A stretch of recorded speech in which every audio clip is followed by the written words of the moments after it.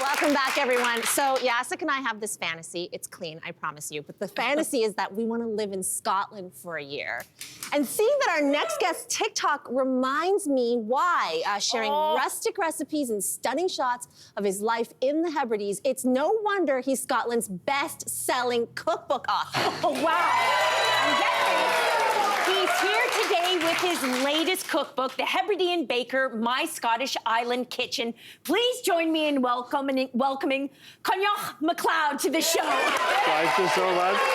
So first of all, just a quick question. Did I say your name properly, and what does it mean? And can you answer standing up over there? So I can see your okay. Because, well,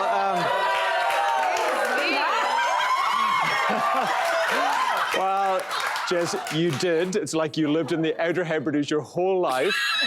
And don't laugh, because Cynthia is actually the Gaelic word for handsome. And I was a very cute 2-day-old baby. It's gone downhill since then. I love that. Okay, so you're known as the Hebridean Baker, and I have to be honest, I've never heard of the Hebrides before. I'm a bit ashamed of that, but maybe there are other people like that. So tell us a little bit about them. I'm from the Isle of Lewis, which is the farthest north of the Outer Hebrides, which, to put into context, I'm closer to the south coast of Iceland than the south coast of England. So we're far north. And actually, if I'm on the west coast, probably Canada's the next thing I can see. Wow. So. Wow. Well, your life looks incredible, like visually, and all your social media accounts. You live, it feels like, off the grid.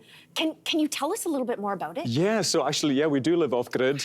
We live in a wee hut. We call it like a cabin in Canada, which has to be smaller than 30 square meters, so it's wee. Okay. No running water, no electricity, but it's beautiful. We can only get there by canoe. Oh my God. Wait, you have a Wi-Fi signal?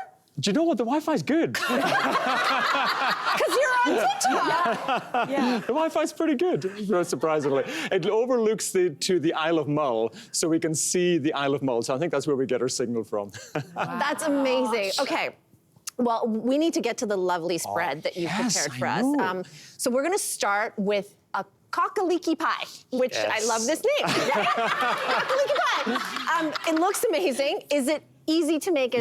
So many followers might know that cockaliki soup is a classic Scottish soup with chicken and leeks and prunes. But the prunes, when you put it into the pie dish, they just melt away and make this really sweet sauce. Yeah. Cockaliki doodle doo.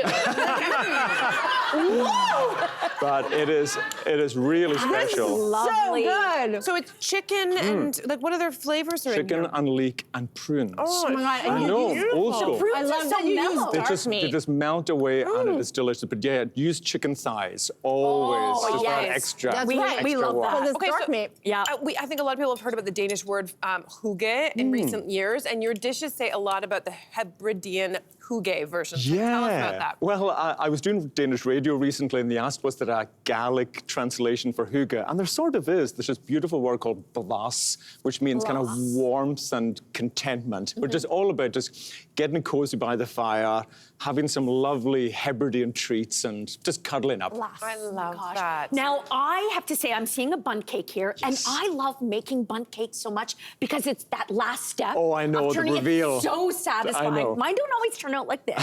But you have added something extra. You've incorporated a hot toddy into it. Tell us about this creation. Now, is it still hot toddy season in Canada? Still pretty chilly out there. Yeah, unfortunately, yes.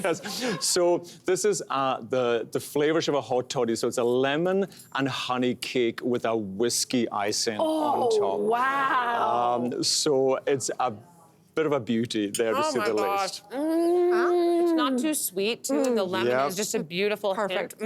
So that's a real treat, to say the least. Yeah, so all these recipes are in the new cookbook, which I've just found out is on the Canadian bestseller list this month. So. Now, we have to talk about the star of your TikTok, your furry little friend. He's on the cover of your cookbooks and travels everywhere with you. Why is he here today? Okay, so who gets more recognized, you or him? Well, when my God, look at him. I can't. When you said fuddy little friend, I did think you meant my partner Peter first, but no, it's Shortus, my wee dog. He's a West Highland Terrier, a wee Westie. And yes, he is the star of the show. He is. I keep getting asked, shouldn't Shortus have his own social media? I'm like, no, because nobody would follow mine if Shortus had his own social media. But he is the most recognizable dog in Scotland. People love him. my They God, that's so absolutely beautiful. love He him. deserves it. Well, let's toast to that because I see a cocktail in front of me, and this yes. looks stunning. And you've incorporated lemon curd into Yes, this is my lemon curd cocktail. So easy to mix. I call them my store cupboard cocktails. So it's lemon juice, gin, a good Hebridean gin. And yes, I know sugar syrup and lemon curd. But do you know what we say in Scotland to say cheers? Oh, Sláinte. Sláinte. Sláinte, everybody. Sláinte. Wow. This is one of the heavenly. greatest drinks, cocktails I've ever had in my entire life. It's like a lemon meringue pie mixed with what's the alcohol in this? Gin. I mean, You I guys. just This can't. is going to be your summer, no, not only your summer cocktail, your spring cocktail, good. your summer cocktail, your autumn cocktail. It's an absolute winner. So I understand that the folklore really ties into your cookbook. So can you share a little flavor of that? Well, there's a lot of monsters in the Hebrides. Loch Ness gets the most famous monster, as you know, but there's plenty in the Hebrides as well. And they're everywhere. There's giants in the mountains. But be careful. We have this thing called an Uisce, and it's a shapeshifter. And so when you're visiting the Hebrides, I know you're moving there, Lainey. So when you're visiting, if you see a wee wholesome-looking granny just walking along the shoreline, and if she entices you home for some scones and a cup of Don't coffee, follow the granny? don't follow the granny, because we're just not always what we seem in the Hebrides. What's she called again? She's got an Uisce, it's a water horse, so she will bring you along the loch shore and then entice you into the water. And I won't tell you what happens to you when you go into the water. It's not very nice, but just be careful. We're not all wholesome and nice in the Hebrides. Why don't we return to less creepy stories, because we're ending with your Empire biscuits. They're traditionally part of Scottish tea time. Yes. So tell us about them and what you've done here. There's absolute classic Scottish tea time treats. Shortbread, of course, classic Scottish shortbread. But the big challenge is you're either a jelly tot or you're a glacé cherry on top. So it's in with raspberry jam, a little bit of icing on top. But for me, it's always about the jelly tots. It has to be the jelly tots. Jelly tots. Oh, I love a jelly tot. They're so This is my candy from when I was growing up. Turn off, we can't thank you enough for coming all this way to come visit so us.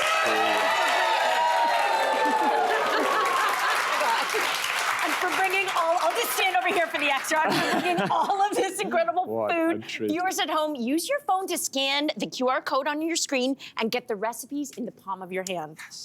I know you were worried about following Scott Patterson, but you were fine. Thank you. Oh my goodness, for I bringing- love Scott Patterson. That was my dream moment there. I met Scott Patterson. You were fine, and you brought us so much blast. So thank you so much. yes. The Thank you, Hebridean Baker is available now, and good news, studio audience, because you're all going home with a